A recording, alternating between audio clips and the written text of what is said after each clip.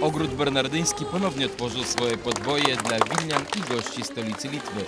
Po latach prac archeologicznych i renowacyjnych to miejsce nie tylko powraca do dawnej tradycji najstarszego parku miejskiego Wilna, ale i do historycznej nazwy.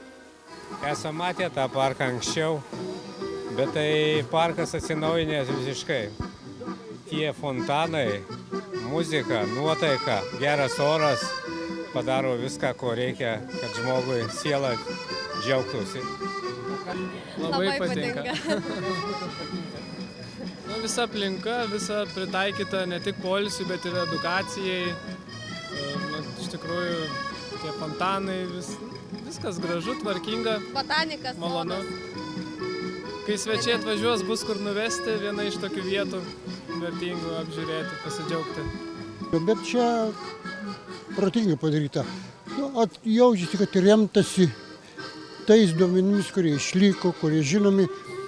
Jauku, gražu. Bendrai Vilnius turi tokių vietų, kurias dar reikėtų taip pat restauruoti. Skverelių, sudėlių. Čia puiku.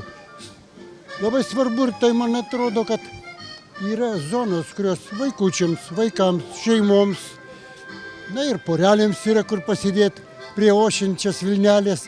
Taip, kad mano nuomonė puiku. Labai gerai, jinai matosi, kad žiūrėta į istorinį teisingumą, į tą atkūrimą, tai, kas buvo ir kartu pritaikyta šiandieniniam reikmėm. Tai yra tikrai pavykęs projektas ir aišku, šiek tiek užtruko, bet labai džiaugiuosi.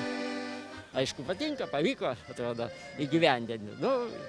Aišku, ne 100%, visada būna kažko kitaip įsivaizduoja žmogus teoriškai, bet praktika, tai, žodžiu, viršijo lūkesčius, galima sakyti vis dėlto, kad gauta tokias lėšas, organizuoti darbai, tai buvo didelio kolektyvo, didelio tokio žmonių susitelkimo vaisius.